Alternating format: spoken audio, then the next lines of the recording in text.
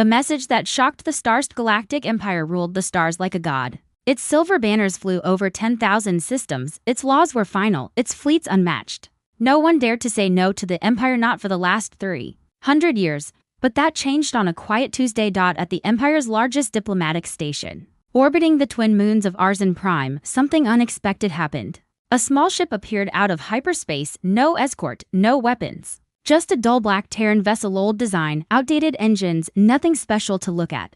The station sensors almost ignored it. Unregistered civilian model, said the tech officer. Should we shoot it? The commander laughed. It's just a cargo runner, let's hear what they want. The ship docked in silence, no signals were sent. No names given, just a data pod, hand-delivered by a single human dressed in a gray flight suit.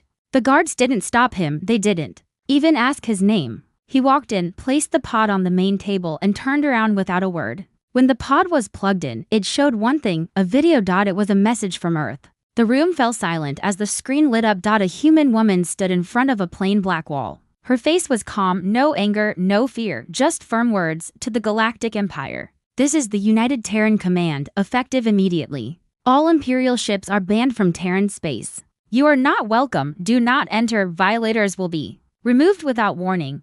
Then the video ended. No threats, no war, no negotiations. Just a ban. The council room erupted in laughter. One ambassador slammed his fist on the table. This must be a joke, another shouted. Is Earth trying to get wiped off the map?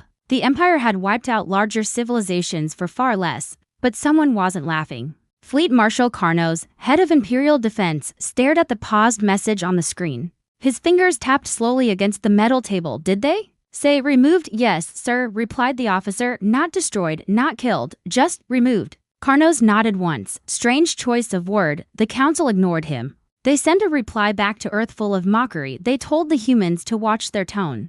That Earth belonged to the Empire, that they would send a patrol to check on their little rebellion. The reply was never answered, but Earth did respond in a different way. 3 days later, a squad of 12 Imperial ships entered the border of Terran-controlled space. They were not there to fight, just to watch, just to show force. These were experienced ships with powerful sensors and elite pilots, but something strange happened. 6 minutes after crossing into Terran space, the fleet stopped sending signals. First the scout ship, then the heavy cruiser, then all of them. The command center waited. They thought it was a communication issue, maybe solar interference.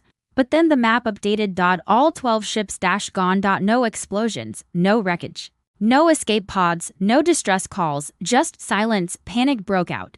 The Empire launched a second wave, this time not to invade, but to investigate. But just before they jumped into hyperspace, something appeared on the main Imperial network. A single transmission from the same pod Earth had sent earlier. It was not a new video. It was just text. To words, you were told. Fleet Marshal Karnos stood slowly, his face pale. He knew this wasn't just a rebellion. It wasn't even a war. This was a warning, and they had ignored it. He turned to the council. Do not send more ships. Earth is not bluffing. But the council did not listen. They laughed again. Send a full war fleet. Let's show Earth what happens when they challenge the Empire. Karnos said nothing. He looked again at the Terran message. They had not shouted. They had not threatened. They had not begged. They had only spoken once, and somehow that silence was louder than anything the Empire had ever heard. Asterisk the day the patrol fleet disappeared. Galactic Empire was not used to questions. It was used to control, to answers, to obedience. So when 12 fully armed patrol ships disappeared near Earth without a single sound, the Empire demanded one thing, explanation, but Earth gave them nothing. No denial, no threats, not even a warning, just silence. Inside the Imperial War Council chamber, tension was growing. Officers studied the last known data from the missing fleet. The recording stopped at the exact moment the ships crossed a point now marked red on the galactic map, Terran borderline. Beyond that --blankness. No comms, no pings, no return signals, not even echoes. Fleet Marshal Karnos stood in front of the room. The lights were low. The projection showed 12 blinking green lights, and then nothing. They did not explode, he said softly. Then where are they? Asked one senator. Karnos replied with a voice like steel. They are gone. You mean destroyed? No, he said. I mean gone. He tapped a console. The room showed the raw data, energy signatures, system logs, flight paths, all normal. Until they reached the edge of Terran space. Then, one by one, each ship's systems went dead. Not all at once, but silently, slowly, as if something reached inside and turned them off. We sent our most advanced ships, Carnos continued. With AI-assisted engines, anti-EMP shielding and layered comm systems, all failed. Nothing was left behind, no debris, no emergency beacons. The room went quiet. For the first time, they realized Earth hadn't fired a single shot. And still 12 ships vanished. The Empire couldn't accept it, not yet. So they made a decision. A new fleet would be sent, 36 ships, heavier weapons, redundant systems, elite crews, and this time they were ordered to remain outside Terran space, observe, not engage. Said the council leader, let's see if Earth dares to act first. They launched 3 days later. But something unexpected happened before the fleet could even reach Earth halfway to the border in deep space. The ships began receiving strange signals, soft pulses, out of sync with any known code. At first, they thought it was a solar flare, a glitch, but then the signals formed a pattern. A soft pulse, then 3 short ones, then a pause. One Terran-born officer long ago absorbed into the Empire recognized it. Morse code, he said, voice shaking. Old Earth language, very old, translate it, ordered the Admiral. He did, leave, now. They laughed again, but this time it was nervous laughter. As they moved closer to Terran space, the Empire ships started to experience small malfunctions, power surges, flickering lights, engine shifting out of sync. Nothing deadly, not yet. But one pilot swore he saw something outside his window, a shadow, a shape, no movement, no sound.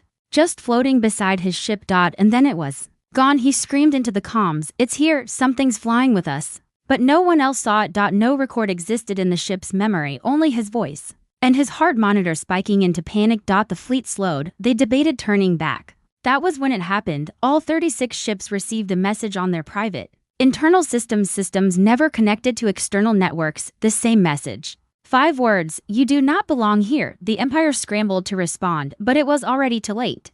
3 ships went dark. Just like the first fleet. No alerts. No explosions, they simply stopped one by one. The rest turned around without orders. And no one asked why, they just ran. The council laughs, then regrets it. The Imperial High Council gathered in the golden halls of the core world capital. Above them, stars rotated slowly in a crystal dome. Below them, holoscreens played silent replays of the missing fleets there. Movements, last transmissions, final coordinates. 12 patrol ships vanished. 36 observers, half disabled, the rest frightened into retreat, and still, Earth had not spoken again. The council chamber was not quiet, though. It rang with noise, laughter, shouting, denial. This is nonsense, roared Lord Senator Drax. You expect us to fear a rock full of old bones and oxygen farmers? We've crushed stronger planets in a single day. Another yelled. They played the same old tune. Earth was small, Earth was backward, Earth was unimportant. Only one voice spoke differently. Ambassador Relkin. He stood at the edge of the table, thin hands shaking slightly. You're not listening. Earth hasn't fired at us, they haven't even shown their fleet, yet we've lost dozens of ships. So what? Snapped Drax. Maybe a new gravity trap, a cloaked minefield. Relkin shook his head. You don't understand, our ships weren't destroyed, they were disconnected. From what? From everything. Relkin paused. Our AI shut down mid-flight. Our encrypted systems rewrote themselves, our people couldn't even think straight. I believe Earth is doing something far beyond weapons. The room laughed again. But Relkin didn't smile. I think Earth is evolving, he said. They ignored him. The decision was made. A new fleet would go, not scouts, not observers. Warships. 60 vessels, all class destroyers, each equipped with triple-layered shielding, cybernetic firewalls, deep space torpedoes, and self-destruct systems. It was the largest fleet the Empire had sent into a single system in over 2 centuries. Their goal, fly to Earth's doorstep and demand surrender or deliver fire. Fleet Marshal Carnos returned to command. He stood before the massive hologram of Earth's system. He saw the Terran boundary line just pixels on a map and felt something cold in his chest. He remembered what Relkin said. They're evolving, but orders were orders. The fleet launched. As they neared the boundary, Carnos looked at his lead ship sensors. Everything read normal. To normal. No Terran ships. No stations. No movement. Then, the stars around them flickered. The crew assumed a glitch, but then one officer whispered, Sir, the stars aren't moving, we are. What? Do you mean, we're drifting, pulled by something? No engines, no gravity, well, just being drawn. Drawn where? Then, behind Saturn's dark side, something unfolded. Not a ship, not a weapon, something alive. Like a web of satellites, forming patterns, breathing, and it wasn't there seconds ago. Carnos gave the order, lock weapons. Ready all drones? Nothing happened. His ship didn't respond. None of them did. All 60 vessels, frozen in space, fully powered. yet paralyzed. And then, all across the fleet, a sound played. Not loud, not sharp. Just a voice, human, calm. This is Terran Command, turn back, final warning. Karnos tried to reply, but he couldn't. His console refused input. So did every other system. All they could do was listen and wait. Terran Command speaks on C-60 warships. Frozen in perfect formation, floating just outside the orbit of Saturn. Power systems active, weapons online, engines humming, and yet none of them could move. Fleet Marshal Karnos stood on the command deck, his fists clenched, watching as every control panel slowly faded from bright blue to dull red. Buttons no longer worked, screens turned blank, holograms froze midair. Then, all lights dimmed across the entire fleet, and a voice returned. It was the same voice, calm, female, human. No emotion, no anger, you were told. Karnos leaned over the console, override system lock, manual fire, launch. Drones, nothing. No command went through. He turned to his crew. Can anyone hear me? They nodded, but their voices didn't transmit. Even internal comms were blocked. One officer shouted, "Sir, it's not just interference. It's like the ship doesn't recognize we exist." Another whispered, "Are we being erased?" Before Karnos could respond, the central screen powered on by itself and a new image appeared. Earth zoomed in, crystal clear, but it wasn't the Earth from the records, not the dirty, fragile world they had labeled Primitive Zone 9. This Earth glowed, not with cities, but with grids, lines, layers. Invisible towers rising from the ground into the sky. Made from material no Empire sensor could define. It was a network, a living one. A defense system not built from metal but thought. Then, the voice returned for the last time. This is Terran Command. Galactic Empire vessels have breached sovereign territory. You are not welcome, you are not needed. You will now be forgotten. And just like that, the signal ended. The ships didn't explode. They didn't power down. They simply disappeared. Not in light, not in flames. They were still visible on external scanners but hollow. Empty. Every crew member was gone, seats untouched. Helmets in place, meals still half-eaten.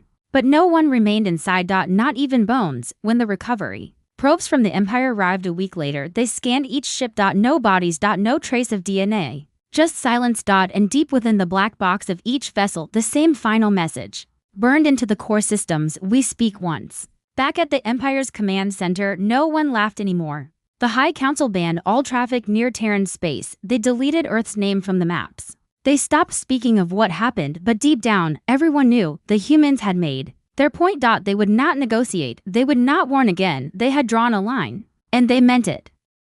The border is not a line, it's a warning. Galactic Empire stopped sending ships. They never admitted defeat, they simply stopped. No official message, no announcement. Just silence. Across the galaxy, other species noticed. Traders, smugglers, data runners, all of them heard whispers. Earth had done something unthinkable. Earth had banned the Empire from its space. And the Empire obeyed. Some laughed, until they tried to see for themselves a pirate vessel. The Firewing crossed into Terran space weeks later. It was fast, armed, and crewed by outlaws who feared nothing. They mocked the rumors, said Earth was bluffing, that the stories were just propaganda. They were wrong. The Firewing vanished within minutes. Its last log was recovered from a secondary relay satellite drifting near Pluto's orbit. One line of audio, something is inside the ship, but the doors never opened. After that, no more pirate crews tested the border. Then came the science fleets. Curious researchers from 3 different planets launched probes into Terran space. They didn't expect violence, just data, but the probes returned something strange. Not readings, not footage, just a repeating message. Curiosity is a form of entry that scared even the boldest minds. Soon, maps across the galaxy were quietly updated. Earth's region was no longer called Zone 9 or Sector 472. Now it had no name, just a black ring, a digital void, and a warning symbol, do not cross. It wasn't just about ships anymore. It was about rules no one understood, because Earth wasn't using weapons, they were using silence. Distance. Stillness. That border wasn't a military zone. It wasn't a wall. It was something else, a mirror. One that made any intruder look at themselves and vanish. In hidden corners of the galaxy, diplomats whispered the new truth. The Terran border is not a line, it's a test, one you only take once. No one dared to ask what happened to those who failed it, because no one ever heard from them again. Why no one enters Earth's space anymore. Years passed. Empires changed hands. Alliances shifted, wars came and went like seasons. But one thing stayed the same, no one entered Earth's space. Not because of peace, not because of a treaty, but because no one dared. The galaxy moved around the Terran zone like it was a sleeping Beast, everyone kept their distance, they didn't speak of Earth, didn't mark it on maps. Didn't teach it in schools. Children learned of every star system except one. Pilots were trained on every known route except one. And somewhere in the back of every captain's mind, one thought remained: never cross the Terran line. It wasn't law. It wasn't order. It was fear. But not the kind that shouts, not the kind that runs. This fear whispered. Because deep down, everyone remembered what had happened when Earth spoke. Only once, and then never again. One Terran-born diplomat, exiled from his home, once explained it to a group of alien scholars. He said, Earth doesn't destroy enemies, it removes them. The room went quiet. He continued. They don't want control, they don't want land, they want silence. And when you break that silence, they make sure you never speak again. A student asked, why? The diplomat smiled sadly. Because we tried to become like the rest of the galaxy once. And it almost killed us. Another asked, so Earth is hiding? He shook his head. No, Earth is watching. In deep orbit, beyond Pluto's reach, a hidden satellite still spins. It's not powered. It doesn't transmit, but every few cycles, it flashes one line in silent code seen only by those foolish enough to look for it. We are still here. End. That is why no one enters Earth's space anymore, because it's not empty. It's listening.